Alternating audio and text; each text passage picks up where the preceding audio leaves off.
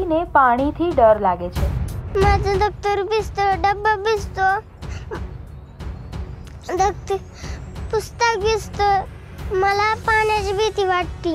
जान जोखमમાં મૂકીને નદી પાર કરવી પડે છે।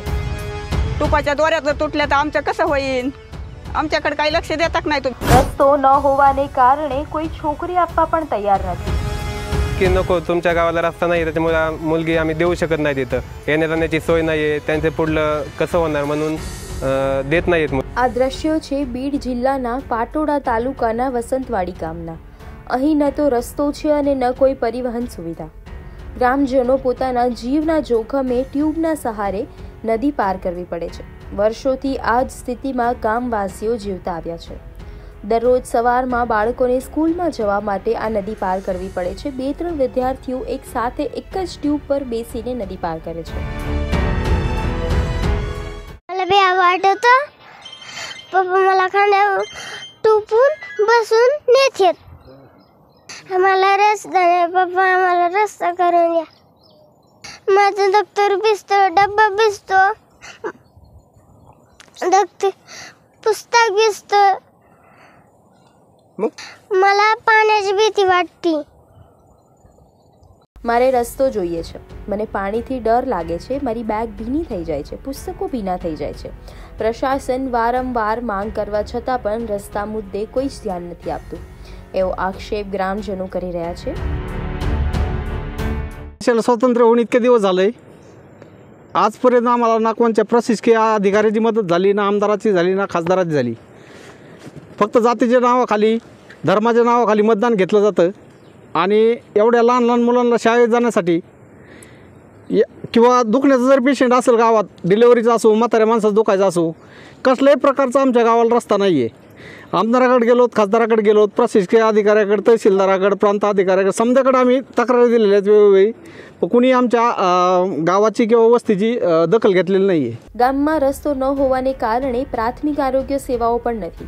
વૃદ્ધો અને ગર્ભવતી મહિલાઓને પણ ટ્યુબના સહારે નદી પાર કરીને સારવાર માટે જવું પડે છે। येता येत नाही। डिलिव्हरीचं पेशंट धोका द्यायचा अपेक्षा होती, म्हणजे वायाला जागतंय का जगतंय। डॉक्टरला बोलायला गेलं तर डॉक्टर येत नाही, त्यांना 4 चाकी गाडी आणता येत नाही, आणि मग मोटरसायकलीवर काय पेशंट नेता येत नाही, इकडून गाडी जात नाही, तिकडून येत नाही। आणि मग आम्हाला हे सुद्धा बाजार हाट माळं टाळं अजून हे करायचं म्हणलं, आपल्याला हे आणायचं म्हणलं का नाही किराणा माल कुपान, तरी राशन बी त्या लांबरवाडीत आहे, आम्हाला येता जाता येत नाही, आणता येत नाही। ટ્યુબ પરથી નદી પાર કરતા ઘણા લોકોએ જીવ ગુમાવ્યો છે। રોજિંદા કામ પણ આવી જ રીતે કરવા જવા પડે છે।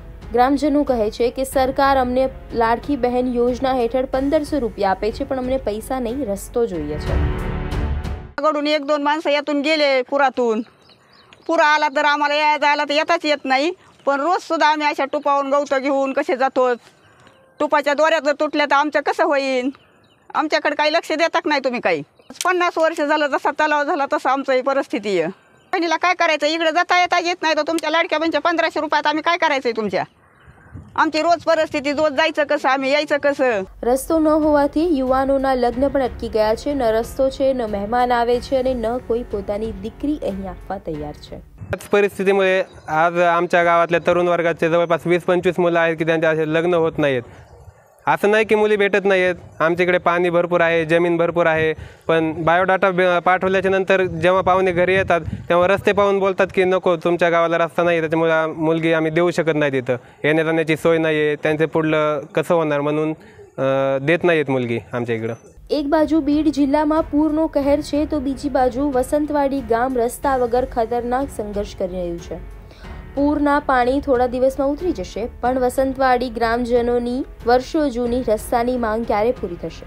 શું આ બાળકોની ચીજ સરકાર સુધી ક્યારે પણ પહોંચશે? બ્યુરો રિપોર્ટ, પંકજ રાણી, મુંબઈ સમાચાર।